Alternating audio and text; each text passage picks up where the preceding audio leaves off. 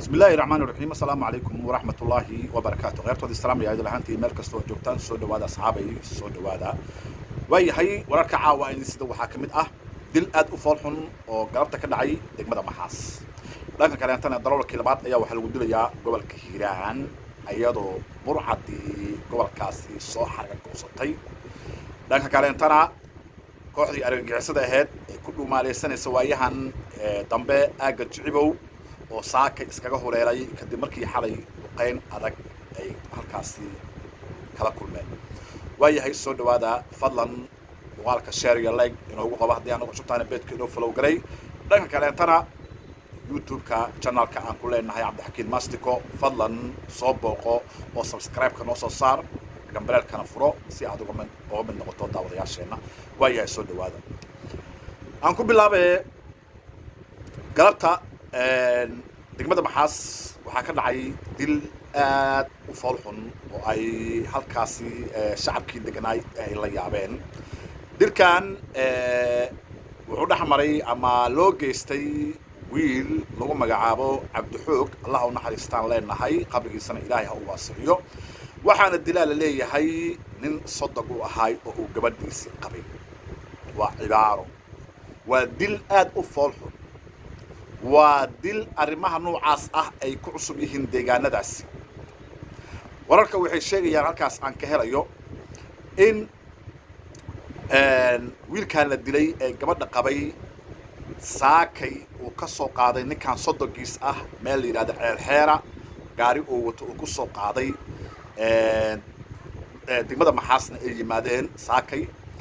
galabta markaa bacdul casr sida la sheegayo wararka ayuu intuu qori soo qaatay wiilkiyo meel iska fadhiyo intuu u yimid xabad dhab ku siiyay ilaa iyo haddana waxaa la garan la'yahay sababta uu ku dilay wax dhaxmara lama oga eheladii iyo qoyskii markii dadkii la wareystay waxay leeyihiin wax ka dhaxeeyay haba yaraatee oo ninkan ku dilay ma garan karno laakiinse waa qof uu waqtigiisii dhammaaday laguna sababay ninkii sodonkiis ahay ee uu gabadhiisii qabay waa dil aad u foolxun ninkii markaa dilka geystay inuu baxsado ayuu isku dayay balse waa la soo qabtay laamaha amniga ayaa soo qabtay haddana waa uu xiran yahay waxaan leenahay markaa Cabdixoog Allah u naxariistaan leeyahay kulay toban gacan ka xaq daran baa dishay qabrigiisana Ilaahay ha u waasixiyo laakiin waa dil laga anfariiday oo ilaa iyo hadda ay madaxa wada heestaan shacabka degmada Maxaas iyo nawaaxigeedaba sodogiis يعني wiilku saddex u ahay nin dilayo oo bila sabab ku dilayo ilaa hadda waa la garan lahayd dadka qaar markaan wareystay waxay leeyihiin wiilkan wuxuu biyo u dhaamin jiray oo la dilay ciidamada macawisleyda ah halkaasna far ayaa ku godan oo waxay leeyihiin sababta loo dilaba inay taasta laga yaabaa oo kooxdii argagixisada ah ay ka dambeysay arrimahan waa arki doonaa wixii ka soo baxo waa yahay dhanka kaleento darawalkii labaad maanta waxaa lagu dilay deegaanka bacda habeen hore waxaan ogeyn in la dilay wiil dhalinyaro ah oo darawal ah lagu dilay deegaanka la yidhaahdo Sulaaye oo halkaas lagu dilay Sulaaye oo ah deegaan hoos yimaada degmada Maxaas maantana waxaa dhacday in isla bacda oo ka tirsan gobolka Hiiraan lagu dilay darawal kaleeto haddaba waxaa weeye marka isbaarooyinka waa ay soo badanayeen waayahan dambe suurtagalna ma aha deegaanadii cadowga laga xoreeyay oo rag ay yani god ugu jiraan in maanta kuwa yani isbaaristayaal oo qaadicu dariiqyo ah inay ummadda masaafurka ah ku dhibaateeyaan suurtagal ma aha shalay waxaa la diiday nimankii argagixisada ahay baada ee ummadda ku hayaan iyo dhaca ayay dadkaani ka gadoodeen oo ay iska dul qaadeen misra maanta suuragal ma noqonaysaa in wixii shalay laga dirirayo oo kooxda argagixisada ah yani looga hor yimid oo dhowr boqol oo wiil ay ku dhimatay in maanta kuwa qaadicu dariiqyaal ah intay wadooyinkii soo istaagaan isbaarooyin dhigtaan shacabkina ay laayaan dadkii masaafurka ahay waddadaasi maraysay suurtagal ma aha taas suurtagal ma aha xawaadlow هذه الجار وحالد كحنتا حوال أمرنا اللي هذا وضع دير مسافر مرة أمرنا اللي هذا وهذا نديه لا كوان شرفته إذا كقاضيو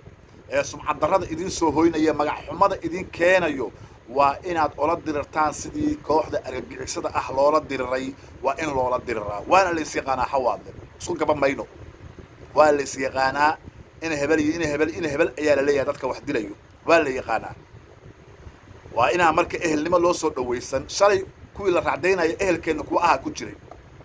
shalay kooxda argagixisada ah kuwa ehelkeenna ayaa ku jiro hor kacayay waana la isla xaaqay maanta kuwaas kama absokeeyaan waxaan leeyahay magac xumo iyo taariikh xumo ayay noo soo hoyeen nimanka kan isbaarooyinka wadooyinka dhiganayo goobihii cadowga laga xoreeyay maanta la rabay ummadda Soomaaliyeed inay ku nafisaan maanta in la yiraahdo meeshaan waa naarkabood dhulkii xawaadle in la yiraahdo oo idaacadaha loo soo fariisto oo wax si qaldan waxna loogu tilmaamo xawaadlo suurtagal maaha hal istaago waxaan leeyahay macawsley meel kasta joogaan istaaga waxa shalay ku baaba'eyseen rag baa maanta duugayo badeel idinka daba wato oo wallaahi badeel baa idinka daba wato oo waa la duugayaa oo waxaa lidin diiwaan gelinayaa xumaan ayaa lidin diiwaan gelinayaa waxaa laga yaabaa in la yiraahdo xataa wax dilayo isbaarooyinka dhiganaya waa wiilashii macawsleyda ahay macawsleyna waa naqaanaa waa dad xoolo dhaqato u badan oo aana tuugnimo iyo isbaare iyo waxa aana ku saqarjaamin oo xoolahoodii iyo reerahoodii ku mashquulsan weeye laakiin kuwa idin sharaf dilayo idin sumcad dilayo ummadii masaafurka ahayd ee wadadaas maraysa ka nabadgali la'adahay ilma adeeryaal oo gacan bir iskaga qabta waa taqaanaan waa hebel iyo hebel la leeyahay intaad ugu tagtaan bartooda ha lagu toogto kama sokeeyaan kooxdii argagixisada ahayd kooxdii aad jihaadka la gasheen oo aad reeryadii iska dul qaadeen maanta kuwaana ka xun xaqiiqatan kuwaa masaafurka laynayo dilayo wadooyinka u taagan waxay isdooriyaan male isku mid waa dismiss weeye marka waxaan leeyahay markaa waa in gacan biral iskaga qabtaa tuugada burcadka ah ee wadooyinka taagan ee dhulkii aad xoreyseen oo ku dhimateen oo ku dhaawacanteen ya maanta magac xumo idin soo hoynaya halkaa u taagan qaadac cudurramo in ummadda dhibaateeyaan waayahay dhanka kaleeto kooxdii argagixisada ahayd waayahan dambaba ku dhuumaalaysanaysay aagga jicibow runtii dagaalo ba'an ayaa halkaasi lala galay oo muddooyinka hadda ugu dambeeyey waxaa lala galay dagaal aad u qaraar ayaa lala galay ayagoo dhanka beerayabaal iyo laamiga iyo buuraha intii laga hoobiyo laisugu geeyey webiga jiinkiisa jicibow halkaasna ay galad ku qateen xalay waxaa dhacday duqayn oo ay duqeeyeen diyaaradaha turkiga ee bayraktaar TB2 loo yaqaano ayaa halkaasi duqayn ba'an ugu geystay godadkii gantaal ugu gelisay saakay way ay faarujiyeen caradii ka baxeen dhanka waxay u gudbeen oo galbeedka ayay u carreen ee qoraxsinka ah dhankii webiga ay ka fadhiyeen oo sokoo bariga ahayd waa ay ka wada huleeleen oo ka carareen lafahoodii ayay la carareen wixii dhibaato gaartay kuleetaba hadda anagu ma naqaan mana sheegi karno wixii qasaarakaasi ka dhacay laakiin saakay markii caradii la tago lasoo indheeyey hal xabo oo argagixisadii ka mid ah oo deegaanka jicibow joogto waa la waayey waa ay huleeleen waa ay carareen halkaa iyo galbeedkaa iyo qoraxsinkaa ayay nimankii kusii hoobteen waa markii ugu horreysay tan iyo markii dagaalka oo bilowday si toos ah ay uga faaruqaan deegaanka jicibow nimankaasi dagaallo waa lala gelayay oo mar waa la jibinayay oo waa laga soo laabanayay laakiin maanta midda dhacday weli hor uma dhicin nafar waaxid argagixiso ah jicibow waa laga waayay maanta lafahooday la carreen malaha meeshaan cabaar ay ku mitideen waxna waa ka soo kordhi waayeen laamiga dheer waa soo goyn waayeen bariga waa u tilaabi waayeen waxba waa natiijo way ka gaari waayeen markaan run baa u dan sheegtay run ayaa u dan sheegtayoo markaan carareen oo waa gudbeen oo halkaa iyo waxay aadeen qoraxsankaa iyo meelahaasay ka dhaceen oo aaggaasay la si fiican gacanta ugu hayaan ukumahoodii iyo naagahoodii iyo carruurtoodii halkaa ayay wada dhooban yihiin marka waxaan leenahay maanta waa seef waddadii laamiga ahayd waa seef aagga jicibow iyo beerayabaal waa seef kooxdii argagixisada ahayd bari ka tillaabsatay galbeedkaa iyo halkaasi u tillaabsatay ma ogi haddii looga haro laakiin midaan leeyahay haddii laga haro kuwaan